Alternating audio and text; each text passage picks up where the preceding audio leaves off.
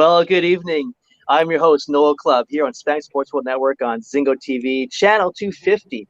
Please remember to download the Zingo TV app from respective iOS and Android app stores, as the app is absolutely free. And while you download, please make sure to rate and leave a comment. Why? Because we want to hear from you, and especially from you. And of course, remember, Zingo TV is also available on the Google Chromecast, Amazon Fire, and Fire TV sticks. Roku sticks also available on all smart TVs from 2016 forwards. Welcome to the show, folks. I'm your host, Noel Clubb, here on Club Tracks, and let's introduce, of course, our cool co-host of the show, and he's the lead singer and guitarist of New York City's classic rock band, The Handful. Please welcome the one and the only Mr. Mark, cool dude, Duda. Welcome, sir. Thank you, guys. Hey, I'm not worthy. Hey, brother, how are you? I'm not worthy either, but anyway, we're all here. So how you doing, man? Pleasure. I'm doing well, man. I can't complain. Sometimes I still do. Who said that, Joe Walsh? Yeah, Joe Walsh, man. That's right. Good old Joe Walsh, man. Anything new with you this past week? No, man. I think I was mentioning to you, though, I booked some studio time for the first time since the plague hit, because I'm being real careful because I have loved ones who really can't take any chances. But I'm double vaccinated here. And about to be up with my 2 weeks waiting period after the second vaccine. And, it's weird that we're talking about this, but here we are. And I'm getting ready to go back and finish a record that I started, a year and something ago. So That's right. I'm looking forward to it. I'm looking forward to seeing the guys. I haven't seen them in a long time, Very good. So yeah, life's good. How about you, bro? Just keeping busy, working away, that's just do my thing, juggle this, working all these different jobs I do, and then the two shows. Yeah, you wear a lot of hats, man. Yeah, we're a lot of hats, that's for sure. Yeah, it's part of being Canadian. We wear a lot of hats. Eh? Okay. Learn something new every day. Yeah, exactly. Well, hey, man, always good to see you here on the show. Yeah, real pleasure as always. Best time of the week, I always say. So let's introduce our, of course, a special guest here on the show. And they are Toronto-based bluegrass, country, folk, and blues trio. And this recently released their latest record, which is called Strange Flight. Please welcome Natalie Rogers, Jeff Rogers, and Richard Henderson of The Wanted. Please welcome, folks. Yeah. Good evening. Welcome to the show. How you all doing? Good. We're good. Great. Excellent. You guys, you're all in Toronto? Yeah, we're all over the place. Jeff and Natalie are together, so they'll tell you where they are. So where's Jeff and Natalie at the moment? Sorry? Oh, Caledon. Nice. Yeah. Very cool. And Richard, where was you? Up in Port Perry. Port Perry. Oh, okay. Nice spots there, folks. Very cool. Yeah. Very cool. I was going to ask you as the first question, who was your earliest musical influences? I think I'll start with Natalie first. Oh, God. You don't want to ask me. Oh, come on. Pass. So pass. my thing is I'm a singer first. So growing up, I was always attracted to singers. So let's see. Some of my favorite singers would have been I come from a family that has been very musical, and I have an aunt who is a professional country and western singer her whole adult life, traveled all over the place. Very cool. And so I grew up listening to a lot of country western music. So Loretta Lynn and Crystal Gayle and, all those. And mixed in with that, I also really love classical. So let's see, Nana Muscuri. So kind of a broad spectrum of music. I love classical. I also started listening to folk later on, but honestly, I listened to a lot of Chum AM radio because I didn't have a stereo. I grew up in a trailer park. I grew up in a trailer. So we didn't have a lot of stuff.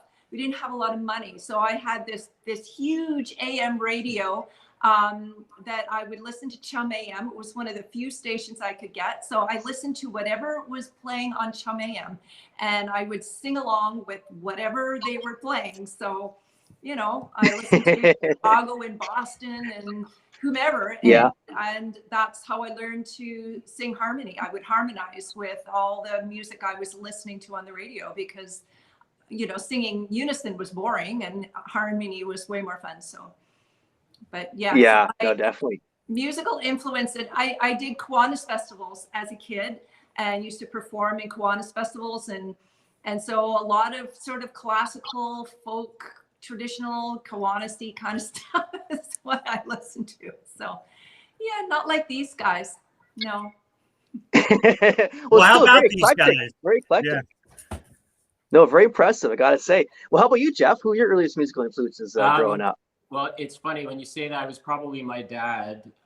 He played mandolin and was part of. Oh, really? He grew up in the whole folk boom pre, early '60s. Yeah. So, honestly, I don't like to say I was influenced particularly, but the Kingston Trio and a lot of early folk was kind of floating around the air in our house. I particularly like Joni Mitchell. My mom had a love of Bruce Cockburn. And when I would pick up the guitar and kind of noodle around, she would tell me, that sounds like Bruce Cockburn. You should really hear that guy. So he was someone I gravitated to, and yeah, stuff like that. Oh, excellent, excellent. And how about you, Richard? Who are your earliest musical influences? My dad used to play a lot of music on the stereo back in the day, and he used to play piano boogie woogie. So, so that was really cool. All the old plastic 78s or whatever that was, that material I made them out of. So that was my first influence. So I wanted to be a drummer at the time because there was so much rhythm going on. So that was really cool. But then when the Beatles broke, I kind of, oh, here's something new. So I was a Beatles. Yeah, so I was a Beatle fan for about 3 weeks, and then the Rolling Stones broke. And, yeah. And that just took me, whoa, actually this is more like the boogie woogie stuff. This has got a lot more earth to it. This has got a lot more grit, a lot more substance. So that's what so I went immediately to that sort of the British blues. And what brought me back more to North America was John Hammond, one of his early albums. And so in 1965 was the land shift for me when I went from rock really to much more straight on blues in 65. Interesting. Yeah, very interesting. Very fascinating. And how did you guys all meet, basically? I was kind of curious about that too. How did you guys all meet and form the Wanted? How did it all happen? Well, that goes to me because I am the sole survivor of the original Wanted. And in 2002, I replied to a Now magazine ad that was interested in getting a bunch of musicians together in a kind of collective to play early Americana roots, classic roots artists like Graham Parsons and others. So I responded to that, and there was about 8 or 10 others that did over a period of time, and so that collective grew to about almost a dozen at one point. And then 2003 came, which was the SARS pandemic, interestingly. Right. Yeah. And so, there was about 10 of us, 12 of us in various basements, when we were meeting. And at one point, just like now, it was, well, I don't think this is such a great idea. So the collective actually folded. But there were 3 of us that said, hey, let's form our own band. So we did in 2003 and 2004, called ourselves The Wanted, got a few people coming in. And it was around that time that I met Jeff. And Jeff and I were talking, and I said, hey, I'm in a band. And Jeff said, oh, a band, eh? What do you play? What do you do? And so I told him, and he said, well, I play fiddle. And we didn't have a fiddle in the band. So I said, Jeff, come on over, So Jeff came, he played the fiddle, and we found that Jeff was a good guitar player. Right on. In a roundabout way. Yeah. So Jeff joined the band in 2004, and then as always, we started talking about our families and whatever, and Jeff said, my wife sings, and we all said, the rest of us said, yeah, of course your wife sings, just everybody's wife sings, and everybody's husband plays the guitar. So Isn't that true? Yeah. So we said, well, sure, bring her on in. What the heck, at the time we had 2 female singers already, so that Natalie would have been the 3rd female singer. So Natalie comes in, and Jeff is actually right. He told us he played the fiddle. He was wrong. He told us his wife sings well. He was right.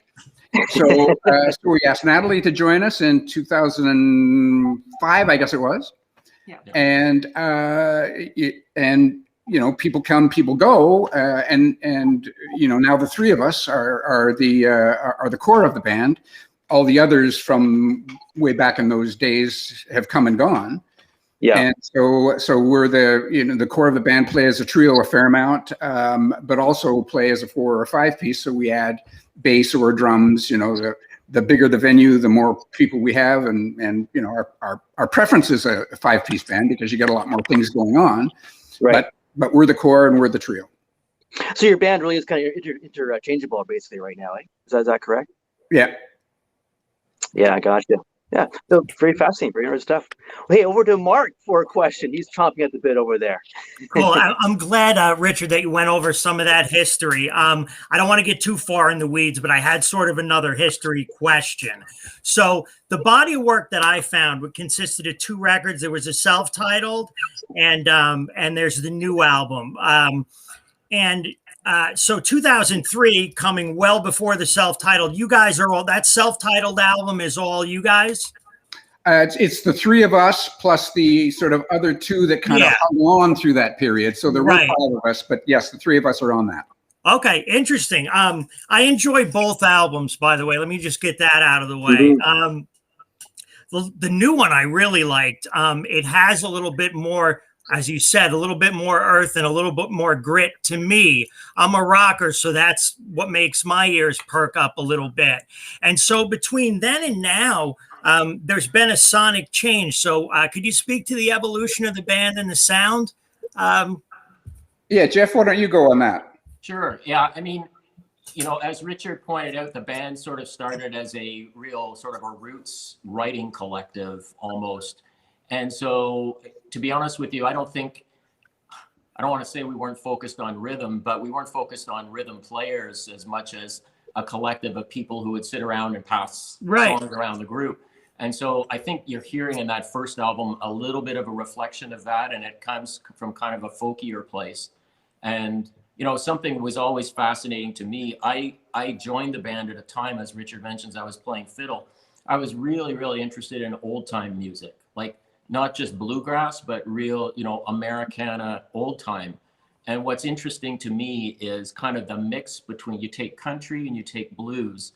And in reality, those 2 categories aren't quite as well defined as people think, or people seem to think, you know what I'm saying? So we were trying to, in some ways, in my mind, I was trying to find the space between country and blues. And I could hear in all the old time music some really, really bluesy riffs. And you hear in blues chord changes a lot of country harmony and other things happening. No doubt, yeah. So to me, that first album was about that. It was just a process of discovery. And we did it ourselves, and that's what came out. And I think we started working with rhythm section. We decided after that, we really wanted to play with drums. And that was what kind of elevated the sound to kind of a more, I guess you could say, contemporary. Yeah, I mean, even the first record, I think it said on it something like country folk something, or you kind of defined what it was kind of the subtitle underneath the name of the band, right? I don't know if you guys recall that on the cover, right? And this time it's like it's more electrified, which to me is grit. Everybody defines grit differently, but the dirty guitar on it really speaks to me. And you guys don't get in each other's way, which isn't easy. So that's something I heard, because there is quite a bit going on, but not too much going on. You can weave your way into the plat of one another, and it all ends up sounding not so busy at the end, which is cool. A thing I noticed is in your lyrics, I'm a probably recovering Roman Catholic. I was raised Roman Catholic. And so there's Bible imagery hammered into my brain. And so when I write, I do the same thing. The first song, I think I hear about Jesus, and then I'm hearing about God and the devil and all that kind of stuff. So who writes that, and where is it coming from? Who writes that stuff? Well, two of the songs that are religious allegories are mine, Fire and Gasoline and I Gas. Right on. And so, you know, I'm a kind of an imagery symbolism kind of writer, and I'm not a storyteller writer. So I look to those kinds of sources for inspiration, and you know, it's the Bob Dylan kind of no doubt, yeah. And it works for me. Jeff has one on it that's similar as well, which is Before the Fall. But Jeff and Natalie they're both storytellers, and their songs are story songs. So I'll let them speak to how they get to where they get to. Excellent. You guys mind? No, of course not. So the first song, actually, I think that you're thinking of that talks about Jesus is actually a Tom Waits tune. And right on. Yeah, it's a Tom Waits tune, and it just we decided to put that cover on the album because so many of the songs that we had been writing over the last 5 or 6 years have this kind of deep kind of doomsday kind of theme to it that it's just weird. Over the last few years, all the songs that we've been writing seem to have these really mature, very somewhat dark themes to them. Right. And it sort of helped when we decided, you know, what are we going to put on the second CD? We've been writing a lot of stuff like this, and you know, Jeff, like Strange Flight is about teen suicide, and you know, and that's a deep, dark theme. And mine is about spousal abuse. So there's that deep, dark theme, and then there's the Richard song, which is kind of, I call these, when we're performing them, these are our doomsday, our Armageddon songs, right? And it's just odd that it all came out during a pandemic, that when we ended up releasing this, but it's just where I think we've all been going with our writing. And I think your comment about us not stepping on each other's toes, I will tell you, 10 years ago when we were playing, that happened all the time. Sure. All the time. Yeah. All over each other. So the fact that we're not doing it now, it's like, thank you. We've worked so hard to get to this point where we don't do this anymore, because it's not been easy, right? You take 3 prima donnas and put us in a band, and it's not easy. It's not easy. Yeah. But we got there, and it's communication and cooperation. It's what gets us there. Yeah. Yeah, I've had many an argument start with, "Dude, you're stepping on my lead," you know.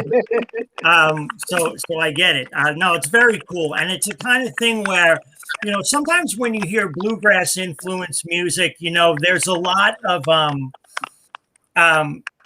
just, it sounds very busy at times, depending upon what your ears are. This has a different kind of feel to it,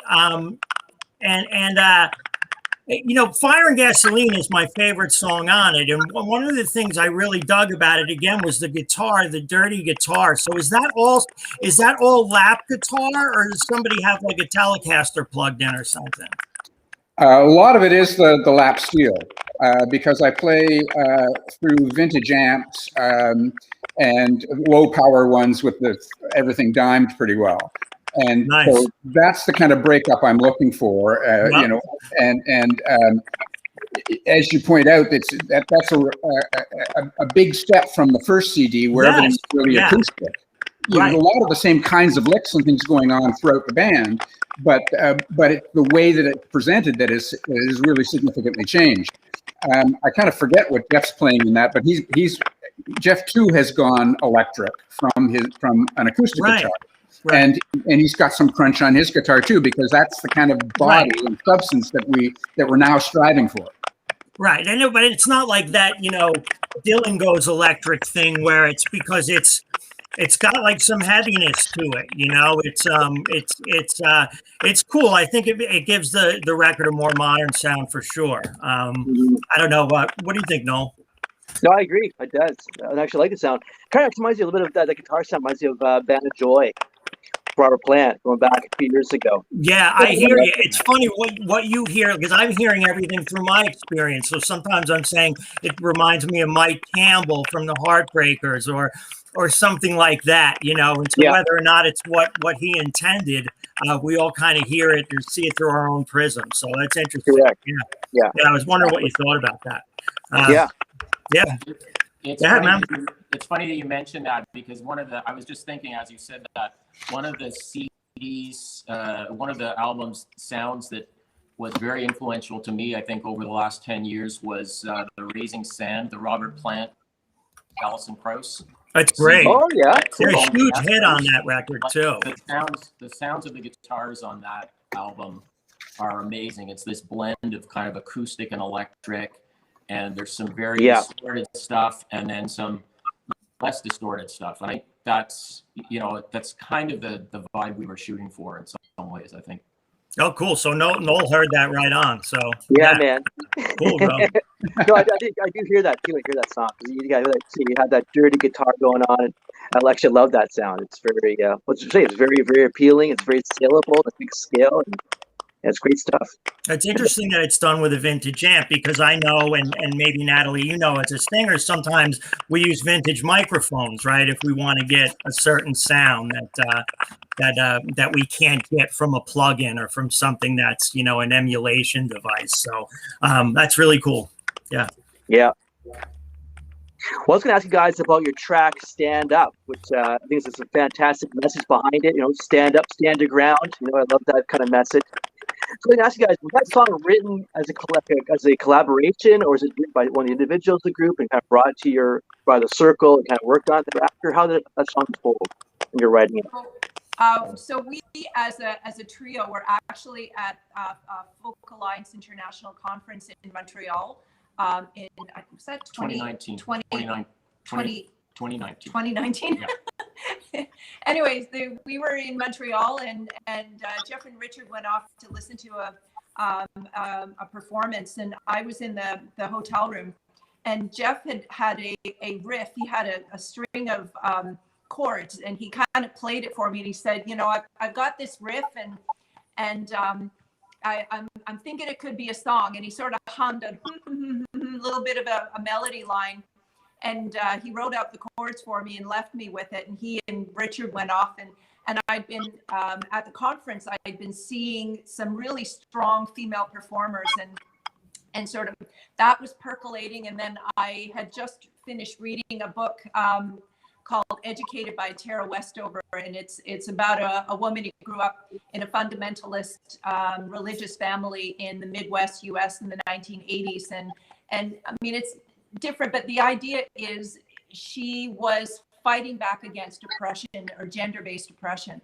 and I just had been wanting to write something in that vein, and so I took Jeff's, you know, his chord progression and his little bit of a melody, and it just morphed into a song, and it took me about an hour and a half to write it. So I had the melody going through my head, and then the lyrics just kind of fell out onto the page. So it's a collaboration between Jeff and I, but the lyrics are mine. The story is mine. They're all yours, yes. No, great track, guys. It's a great. So I do have to say though, like my favorite part of that song, and I say this to Jeff all the time, he's like, yeah, whatever. But we had performed that song for a couple of years before it came time to do the CD, and he'd come up with a very kind of melodic sounding guitar solo in the middle, and it had always kind of bothered me, because at that point in the song, this is where she's fighting back, you know, and so I said, it's too sweet. It needs to have some grit to it. And so he went down in the basement and he played with it for hours and hours and hours. And this, what he came up with, which is on the CD. And when I listen to it, I don't know if you pick it up, but I can actually hear sirens. You know, the sound of, you know, like the police are coming, the cops are coming, you know. know, so it was much better. And Richard says it sounds like punk. So it's like, yeah, exactly. That's what I wanted. That kind of So mission was accomplished there. Mission was accomplished. Yeah, very cool. yeah, A great, so, yeah, great single, great solo. Yeah, well done solo there, that song. You guys too. With your producer, you have Cowboys Junkies, Michael Timmons as a producer on the album. How did you guys all meet? When we did our first CD, we produced it ourselves. And when we started talking about doing a second CD, we all thought we'd benefit from the experience of a producer and the input of a producer. So I looked around for ones that I thought might be available and that we could get. And I suggested maybe Mike Timmons. And the reason why I suggested him was because I found a great track, a great album that he had produced by Jerry H.E.R. and The Situation. Oh, and yeah. There's a lot of, and the album is Heartbreak and Nonsense. And there's a lot of real grit, but yet minimalistic grit. Yeah. It's not overproduced. It's very, direct. Not a lot going on. Yeah. And, but very in your face and with a lot of depth. And I thought, oh well, that's interesting. And I thought that's where maybe we'd want to go. And Jeff and Natalie agreed, so we met with Mike, and Mike said, "Hey, I think there's stuff that we can do here. I think there's a spookiness to that's a word that he used. I think there's a spookiness to your material that I'd like to bring out." And so we said, "All aboard," and went on from there. No, that's quite interesting. Yeah, no, that's pretty cool. Well, hey, back over to Mark for a question or two. Yeah, when I went to watch your video on YouTube, I was caught by, you have a fair amount of content on there, and some of the gigs looked really interesting. Quite a few people at an outdoor gig I saw there. So for live shows, you mentioned that there was a collective, so there's like a scene for what you guys do, like a roots music scene that looks like it has some oomph to it by the number of guests that I'm seeing at some of these gigs. Is that the case? I think that's the case selectively. Okay. Those gigs tend to be folk festival gigs. Mm-hmm. And there's quite a number of folk festivals throughout Ontario and even the country, but Ontario is the seat of them mostly. And some of them are big draws. Yeah. So you get a lot of people and a lot of really interested people and people who are there to hear the music and there to talk to the performers. Yeah. So there are not enough of those. and they're fading fast because they tend to be the older age demographic that likes that music and goes to those kinds of things because it costs a fair amount of money for a big event like that, and you usually have to get a hotel and whatever. Yeah. So those events are in eclipse. And that's sad. That's sad for music generally, but it's particularly sad for us. Okay, I got you. But I mean, there's rootsy music. I mean, if you want to go to the extreme, The Dead is a destination show. Even with Jerry gone, people will book a hotel for days and spend some cash. So I'm glad at least there's a couple of festivals and some things for you guys to do. And it looked like no matter who they were there for, you got people up and dancing. So that was cool. In terms of the lockdown, what's gone on the last year, you haven't been able to perform, and you just when did you finish the record? Did you finish it during lockdown or before lockdown? Yeah, we finished it. We finished the recording process in September of 2020 during the lockdown. So it was kind of, we were lucky that, we had started probably December. We started the planning November, December of 2019. Is that right? Yeah, 2019. Yeah. So the bulk of the bed tracks with all 4 or 5 of us were, with the rhythm section, were done in February. So literally a week before the lockdown. Well, that's terrific. And during the lockdown, with so much of the album completed, did you find yourself writing at all? And how did you take advantage of the time, and how did you make lemonade out of this big lemon? Well, it's funny. We actually we postponed the release of the album for about 6 months. And I have to say, I was really happy about that. The fact that it gave us more time to finish the recording. We came back and we actually redid a couple of tracks. Wow. Okay. On an individual basis in the studio. I was happy to have 6 months or so just to listen and to sort of feedback and reflect and do a couple of other interesting things that I think had we stuck with the original schedule probably wouldn't have happened. So that's excellent. Yeah. Were you able to perform virtually at all, together or solo? No. Okay. What are your plans? Is it too soon? I'm down in New York. So where you are, is it too soon to start planning live shows and everything else, or do you have anything planned yet? It's not too soon to plan, but the plans are awfully fluid. Right. We figured that maybe in the fall that would be when venues would open up and people might be vaccinated and there might be moves to get back to live performance. So we have booked 3 or 4 gigs starting in September.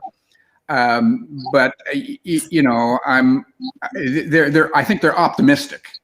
Okay, understood. So yeah, we'll see, and I'll continue to try and book more of those. But we don't.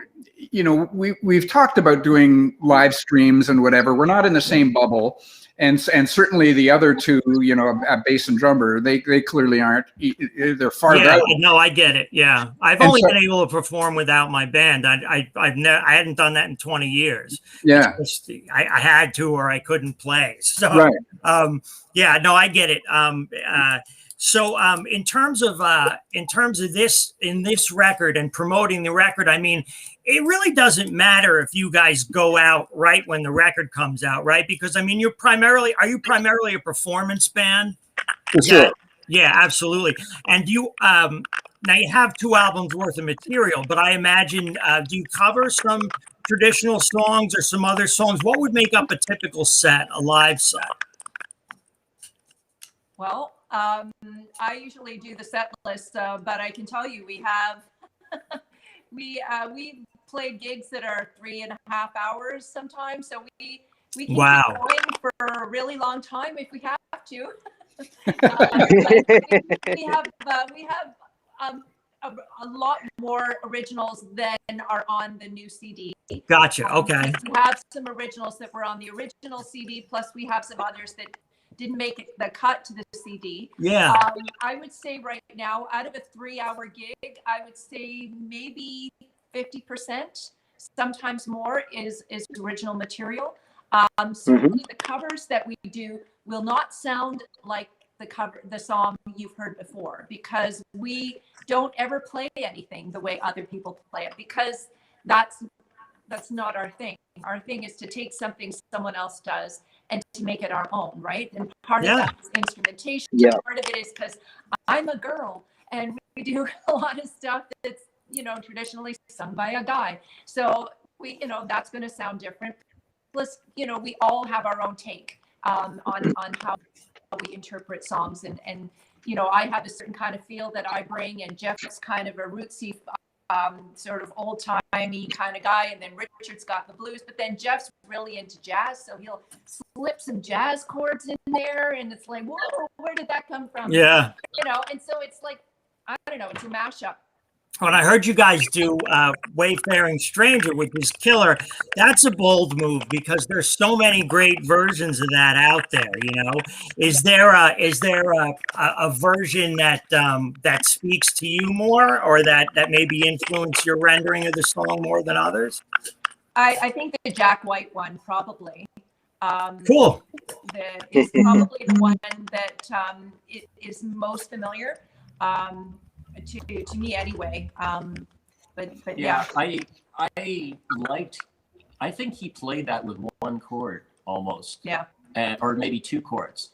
Whereas the traditional way of playing it is almost kind of there's this major modulation in the middle of the song that I just never got with. And his just had that, this is what I'm talking about, that old time feel. Yeah. It was Yeah. so pop. Yeah. And so we thought, let's take that and let's do our own version of it. So there you go. No, it's great. I mean, I think my favorite version was probably Laura Love. I don't know if you know who she was, but she's a multicultural sort of world music person that took it and made it her own. So that's interesting. Yeah. No, back to you, Mel. Sure, man. We'll do, eh? Go back to recording your songs in the studio. You guys prefer recording your songs live? Is that kind of thing you prefer to do? I'm quite kind of interested. Yeah, it's certainly what I like to do. You know, live from the floor is really how I like to play. I like it to be a performance. Yeah, right on. Which is, you know, different than our first CD, whereas our first CD, we really like took things apart a lot. This one, except for the pandemic issues, yeah. You know, almost all the songs were played live, you know, in a 2-day period, and bed tracks recorded, boom, done. And then there were some things that we changed, and as Jeff said, some different additions and different approaches. But yeah, that's what I like, and I don't know if that's exactly what Jeff and Natalie like, but that's what we did. Well, I liked it. How about you, Jeff? And how about you, Natalie? Is that your preference too, is playing live when you're recording? To record live. Yeah, absolutely. To record, it just live off the floor just has a more organic feel. I mean, it's the style of the music we're doing. It doesn't sound good when you record the kick drum on one track and then the snare on another and then the lead guitar. You know, it just I think there was only one song that we kind of pieced together because we came back after the pandemic had started, and even on that was Strange Flight. I think we did the guitar, the bass, and the drums. So basically the rhythmic kind of core of the song was done in, you know, all around the room, one take, live off the floor. Yeah. And because I think we are largely a performance band, like 95% of what we do is perform live. And certainly over the years of doing that with each other, it's created kind of a dynamic that when we play together, it brings out elements in our performance that I don't think in an artificial, you know, separate everything in a studio, I don't think it would be the same. Mm-hmm. And certainly totally agree. Harmony, you know, when Jeff and we kind of get each other going a little bit when we're doing harmony. And if you do that in isolation, you don't get that same flow. Yeah, absolutely. Totally agree. And so it's like kind of that intangible element kind of comes into play. That there's intangible things, this connection there. You know, it's like you're saying, it's so true. You can't get that, right, in isolation, and it's so true. I'm definitely a big fan of recording live. You know, absolutely. And do you guys have any plans for your next single? It's too soon to say that. Why do you have plans for the next single from the album? Good question. So you hear that? What have we got out now so far? We've got Strange Flight. We've got Stand Up. Before the Fall. Do we have any others? I'm sort of. Yeah, Before the Fall, Strange Flight, and Stand Up. So we haven't talked about a fourth, but you know, because we thought we'd be doing other things, but if this pandemic keeps going, that might be a good idea, and then of course we'll do one of mine. Yeah, I think Fire and Gasoline. That's my vote. Well, this can be an organizational meeting. You guys can have a vote now. Excellent. You heard it first. Does a vote count? Does a vote count here? Well, one of them does. Well, back over to Mark. So obviously you guys come from a collective. You told us that you're collaborating with one another. Have you done any outside collaborations, or are there any that you'd like to do that are on the horizons, or even just kind of a wish list? That's a good question. You know, Tough we question. haven't, as a group, we collaborate with each other. We've done some, you know, back-to-back shows with other musicians and people that we've played with around town. The one collaboration that I found was a lot of fun, and maybe we should do more, was at the Mariposa Folk Festival. You know, they put us on one of those workshop stages with people you've never met before, and there's no prep, and you just kind of riff off each other and try to stay out of each other's way and back them up. We played Alfie Smith, who's a Hamilton blues guitar player, I think. Richard, is that right? Yep. And Yep. Another guy named Blind Boy Paxton, Jerome Paxton, goes by Blind Boy Paxton. I think he's from New York. So, Mark, you might know him. You might know. Yeah, it doesn't ring a bell, but that doesn't mean anything necessarily. I haven't gotten out much lately. Yeah, so that was a lot of fun. That was a lot of fun doing that. It would be fun to do more of those. And there's not as much blues in the city as there used to be. H.E.R. blues is still there. But Manny's Car Wash and a couple of, even BB King's, so commercialized, that's no longer there. So you know how it is. And in a given city, the scene's always sort of in flux a little bit. That's awesome. So in terms of if you had like a dream collaboration, is there somebody that, any one of you guys would love if you could plug them into the album, you had a budget, and you could just, you could go and grab somebody out to sit on a couple of tracks. How about that?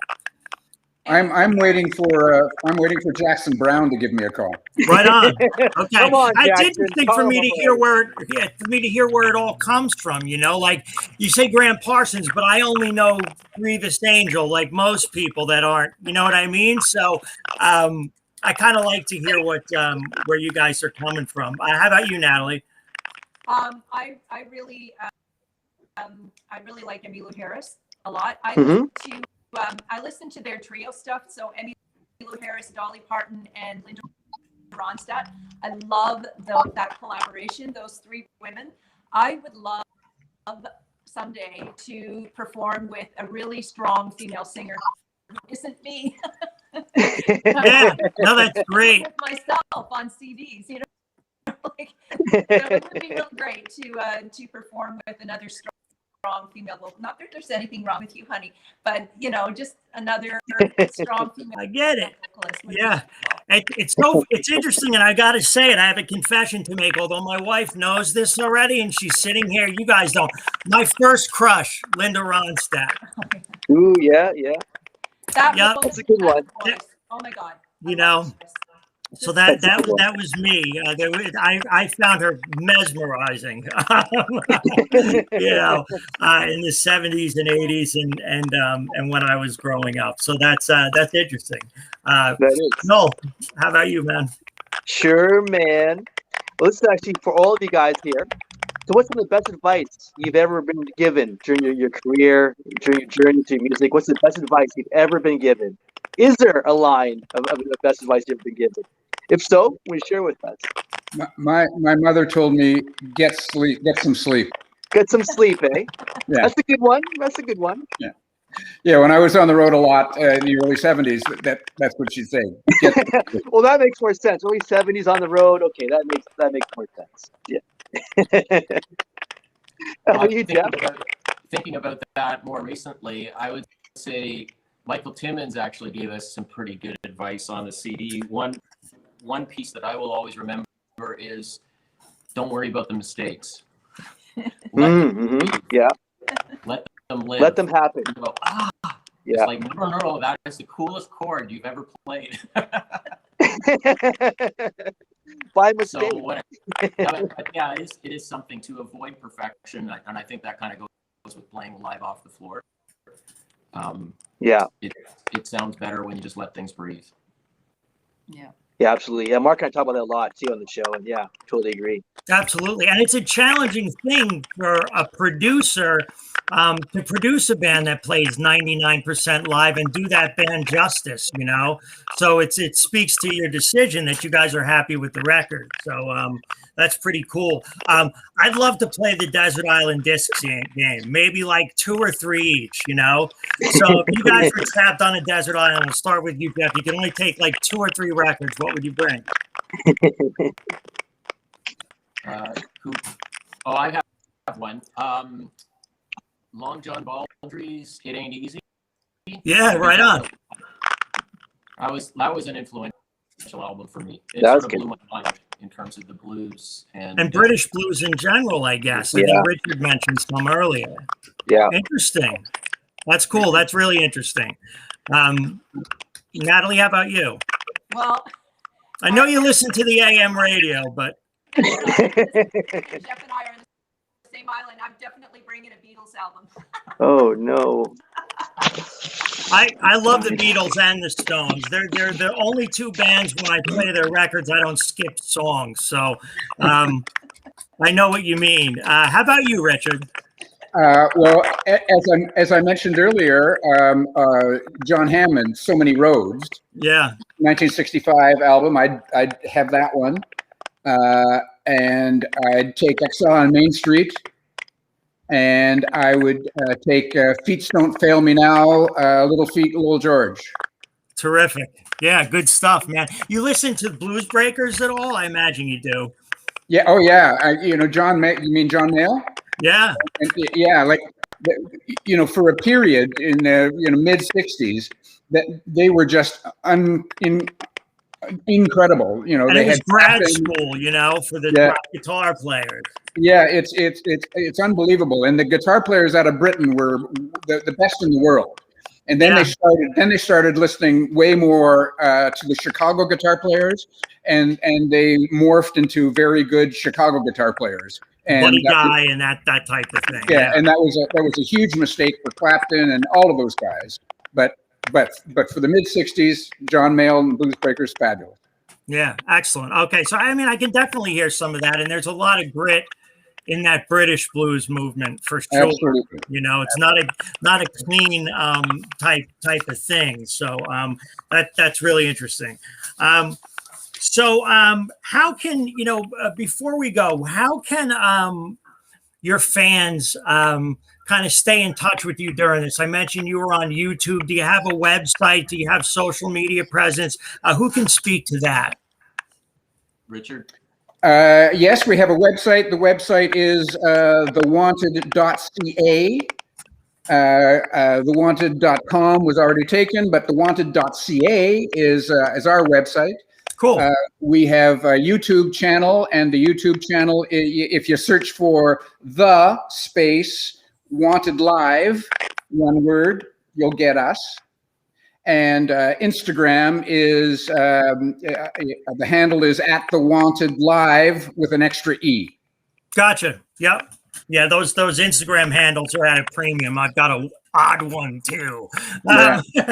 I think somebody squatted on all this stuff. So that's terrific. So you got the new record out. Lots of ways that your fans can stay in touch with you. We'll look forward to this pandemic ending for everybody's sake. Yeah. And we'd love to have you guys stay in touch, and please let us know how you're doing. Thank you very much, Mark. You're welcome. To everybody else out here, thanks for watching. This has been Club Tracks. I'm Mark Duda. Don't forget to download the app. Take care. Peace. Thank you. Good night. Cheers, Mark. Bye.